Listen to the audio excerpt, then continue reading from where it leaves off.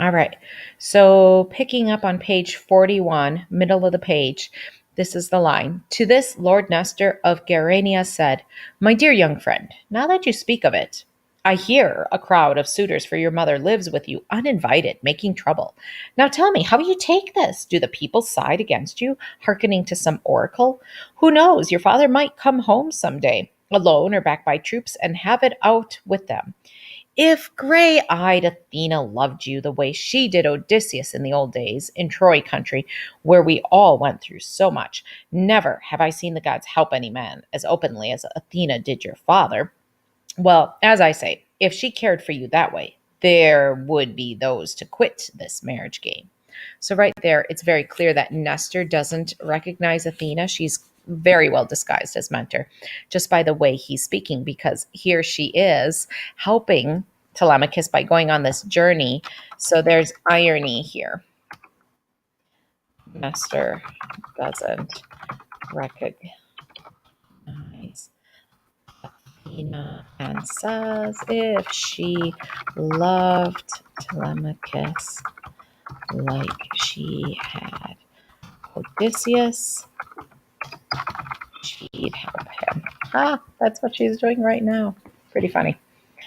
Okay. But prudently, very wisely, Telemachus replied, I can't think what you say will ever happen, sir. It is a dazzling hope, but not for me. It could not be, even if the gods willed it. Ah, that humility. Heroes have changed since Beowulf.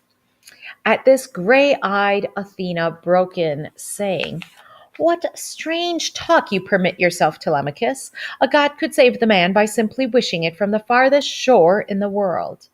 If I were he, I should prefer to suffer years at sea and then be safe at home. Better that than a knife at my hearthside where Agamemnon found it killed by adulterers. Though as for death, of course, all men must suffer it. The gods may love a man, but they can't help him when cold death comes to lay him on his bier. Okay, so a quick little point here. As she is reprimanding Telemachus, she is saying that a god is powerful enough just to send Odysseus home. But none of the gods are doing this. And there's something there about making a man struggle and go through all these battles and trials and then get home. And that's kind of interesting because they have power, but they're not going to use it.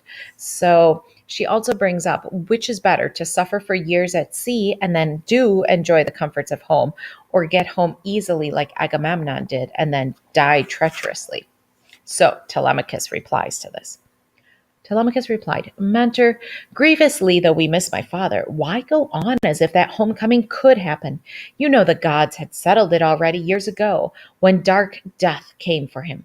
But there is something else I imagine Nestor can tell us, knowing as he does the ways of men. They say his rule goes back over 3 generations, so long, so old, it seems death cannot touch him. Nestor, Menelaus' son, true sage, say, how did the lord of the great plains Agamemnon die? What was the trick Aegisthus used to kill the better man? And Menelaus, where was he? Not at Argos in Achaea, but blown off course, held up in some far country. Is that what gave the killer nerve to strike? So now we get to a story within a story, which is very typical. Um, we are being told the story of Odysseus, and now we're going to get within that story the story of Agamemnon. The Lord Nestor of Gerania made answer, Well now, my son, I'll tell you the whole story. You know yourself what would have come to pass if red-haired Menelaus, back from Troy, had caught Aegisthus in that house alive. There would have been no burial mound for him, but dogs and carrion birds to huddle on him in the fields beyond the wall, and not a soul bewailing him for the great wrong he committed. While we were hard pressed in the war at Troy, he stayed safe inland in the grazing country, making light talk to win Agamemnon's queen. But the lady Clytemnestra in the first days rebuffed him, being faithful still. Then too she had at hand as her companion a minstrel Agamemnon had left attending her, charged with her care when he took ship for Troy. Then came the fated hour when she gave in. Her lover tricked the poet and marooned him on a bare island for the seabirds' picking, and took her home as he and she desired. Okay, so Agamemnon didn't trust his wife alone. He left a minstrel to kind of be her guard and, entertain her, whatever. But Aegisthus tricks them and leaves the minstrel on an island basically to die, and then he takes Clytemnestra home. Many thigh bones he burned on the gods' altars, and many a woven and golden ornament hung to bedeck them in his satisfaction. He had not thought life held such glory for him. Now Menelaus and I sailed home together on friendly terms from Troy, but when we came off Sunian Point in Utica, the ship still running free, Onetor's son, Phrontis, the steersman of Menelaus's ship, fell over with a death grip on the tiller. Some unseen arrow from Apollo hit him. No man handled the ship better than he did in a high wind and sea, so Menelaus put down his longings to get on, and landed to give this man full honor in funeral. His own luck turned then. Out on the wine-dark sea, in the murmuring hulls again, he made Cape Malea, but Zeus, who views the wide world, sent a gloom over the ocean, and a howling gale came on with seas increasing, mountainous, parting the ships and driving half toward Crete, where the Kydonians live by Iardanos River.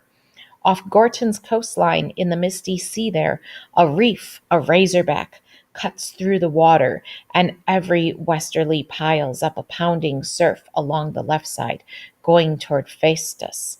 Okay, so Menelaus has run into some bad luck. His best sailor has died suddenly. He stops to give him a funeral, and then the seas go crazy, and there's this rock razorback they have to get through.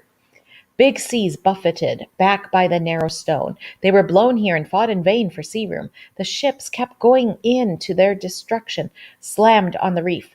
The crews were saved, but now those 5 that weathered it got off to southward, taken by wind and current on to Egypt, and there Menelaus stayed. He made a fortune in sea traffic among those distant races, but while he did so, the foul crime was planned and carried out in Argos by Aegisthus, who ruled over golden Mycenae 7 years. 7 long years with Agamemnon dead. He held the people down before the vengeance, but in the 8th year, back from exile in Attica, Orestes killed the snake who killed his father. So, you'll hear him mentioned a few times, so let's get his name in the notes. Orestes.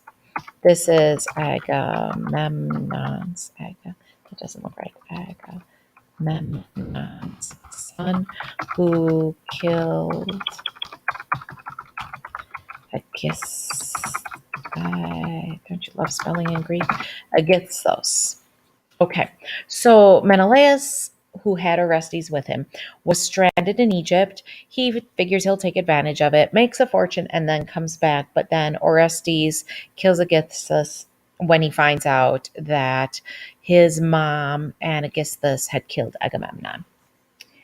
He gave his hateful mother and her soft man a tomb together. Killed them too. And proclaimed the funeral day a festal day for all the Argive people. That day Lord Menelaus of the great war cry made port with all the gold his ships could carry. And this should give you pause, my son. Don't stay too long away from home, leaving your treasure there and brazen suitors near. They'll squander all you have or take it from you, and then how will your journey serve? So warning, get back home quickly. I urge you, though, to call on Menelaus, he being out lately home from distant parts in the wide world. A man could well despair of getting home at all if the winds blew him over the great South Sea, that weary waste. Even the wintering birds delay 1 winter more before the northward crossing. Well, take your ship and crew and go by water, or if you'd rather go by land, here are horses, a car, and my own sons for company, as far as the ancient land of Lacedaemon, and Menelaus, the red-haired captain there. Ask him with courtesy, and in his wisdom he will tell you history and no lies. So 2 options. Take ship, or take some chariots and go with my sons. Either option sounds okay.